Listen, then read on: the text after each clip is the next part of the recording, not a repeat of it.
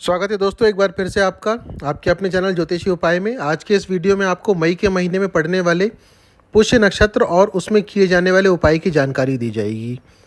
पुष्य नक्षत्र मई के महीने में 13 मई दिन सोमवार प्रातः 11:23 पे प्रारंभ होगा, समाप्त होगा मंगलवार 14 मई दोपहर 1:05 में। इसके साथ 13 मई को एक योग और प्रारंभ होगा जो कि है सर्वार्थ सिद्धि योग, जो प्रारंभ होने वाला है 13 मई प्रातः 11:23 यानी कि जब पुष्य नक्षत्र प्रारंभ हो रहा है, और समाप्त होगा 14 मई प्रातः 5:29 पे। यानी कि 13 तारीख पुष्य नक्षत्र जब प्रारंभ हो रहा है तब से लेकर के पूरी रात और अगले दिन सुबह 5:29 तक सर्वार्थ सिद्धि योग भी रहेगा। अब इसके अलावा रवि योग, ये भी एक अति शुभ योग है जो कि 14 मई को प्रारंभ होगा सुबह या प्रातः 5:29 पे और समाप्त होगा पुष्य नक्षत्र की समाप्ति के साथ दोपहर 1:05 में। ये कुछ महत्वपूर्ण योग थे जो कि पुष्य नक्षत्र के साथ साथ आ रहे हैं। अब इसके अलावा आपको उपाय क्या करना है वो बता देते हैं। दोस्तों, ये सोमवार का जो दिन इस बार पुष्य नक्षत्र में पड़ रहा है ये बहुत ही महत्वपूर्ण दिन है और बहुत ही शुभ तिथि है जिसमें आप चंद्रदेव से संबंधित उपाय कर सकते हैं। सबसे बड़ी बात ये महत्वपूर्ण और इसीलिए है क्योंकि चंद्रदेव हमारी कुंडली में जो है वो हमारी माता से जुड़े हुए होते हैं तथा हमारे मन से जुड़े हुए होते हैं। मन का कारक और माता का कारक दोनों ही चंद्रदेव होते हैं। अगर आपका मन मजबूत है, आपकी इच्छा शक्ति अच्छी है, तो आप कठिन से कठिन कार्य को भी सहजता से कर सकते हैं। किसी भी प्रकार की समस्या आपके जीवन में आ रही हो, आप उसे सह करके आगे निकल सकते हैं, उससे पार पा सकते हैं। इसलिए मन का आपके साथ होना बहुत ज़रूरी है, वो भी एक सकारात्मक रूप से। तो चंद्रदेव से संबंधित सोमवार को आप उपाय करेंगे। उपाय करने के लिए आपको जो समय बताया जा रहा है उस समय का आप ध्यान रखिएगा। समय रहेगा रात को 9:20 से रात्रि 11:04 के बीच में। ये समय के बीच में आपको उपाय करना है। सबसे पहले उपाय हेतु आपको एक देसी कपूर, अगर देसी कपूर नहीं मिल रहा है कहीं किसी को, तो जो सामान्य कपूर आपके क्षेत्र में उपलब्ध है आप वो भी ले सकते हैं। प्रयास करें देसी कपूर ने जो डिगले वाला कपूर रहता है वो लें। सामान्यतः गोलियां आती है कपूर की छोटी छोटी सी, वो भी अगर कुछ नहीं मिल रहा है तो उसका उपयोग कर सकते हैं। नहीं तो जो देसी कपूर रहता है डिगले वाला वो आप ले लीजिए। थोड़ा सा कपूर इतना लीजिए कि जब आप उसे जलाएं तो उसका धुआं जब आप अपने घर में दे रहे हो तो पूरे घर में धुआं हो जाए, आसानी से आप घूम के आ जाएं, उतनी देर तक कपूर जलता रहे, उस हिसाब से आपको कपूर लेना है। तो पूजा की विधि प्रारंभ करते हैं। आपको अपने पूजा स्थान में आकर के बैठना है, पूर्व दिशा की ओर मुख करके बैठना है, और जो कपूर आपने लिया हुआ है उसे आप अपने पूजा स्थान में किसी कटोरे में रख दें, जिसमें भी आप जलाना चाहते हो उसमें आप रख दें। रखने के बाद वहीं आपको आसन लेकर के पहले बैठ जाना है, और बैठने के बाद भोलेनाथ के इस मंत्र का आपको 11 बार जाप करना है। जब भोलेनाथ के मंत्र का जाप हो जाए तो भोलेनाथ से प्रार्थना करने के बाद आप चंद्रदेव के इस मंत्र का, जो भी आपके स्क्रीन में दिखाया जा रहा है, इसका 108 बार आप जाप करें।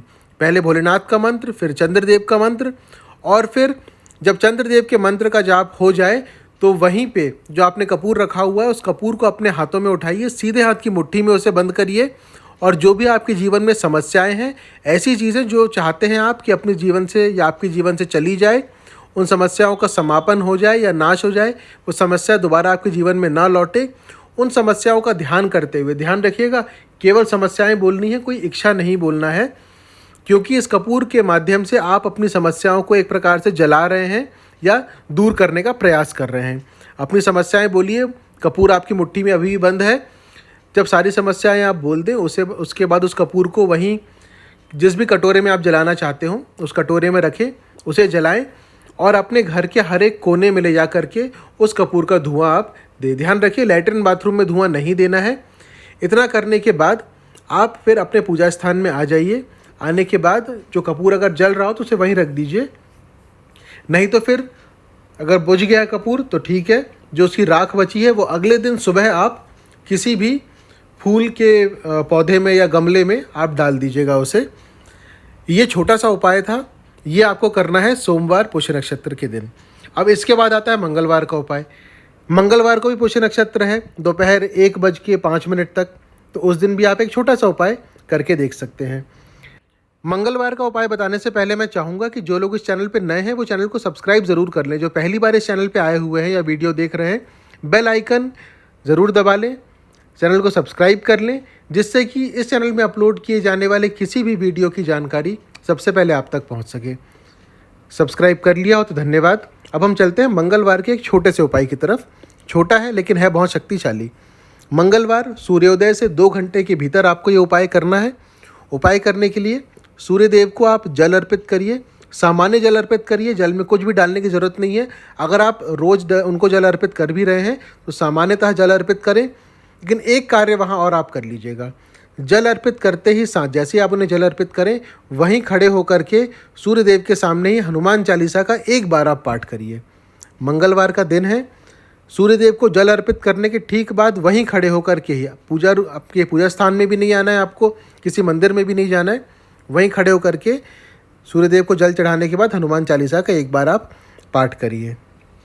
और जैसा कि आप सभी लोग जानते हैं, जो पुराने सब्सक्राइबर हैं उन्हें मैंने कई बार बताया है कि हनुमान चालीसा का पाठ करने से पहले और बाद में प्रभु श्री राम का नाम अवश्य लें। हो सके तो 5 बार, 11 बार, जितनी बार भी हो सकता है प्रभु श्री राम का नाम लें। उसके बाद हनुमान चालीसा का पाठ प्रारंभ करें।